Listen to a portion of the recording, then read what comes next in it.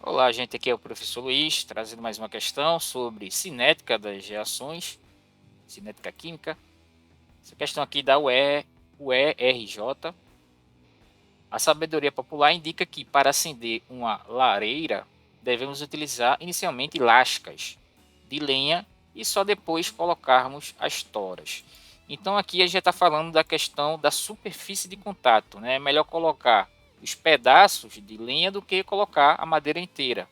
Tá? Então é esse o pensamento, o raciocínio que a gente vai ter para resolver essa questão.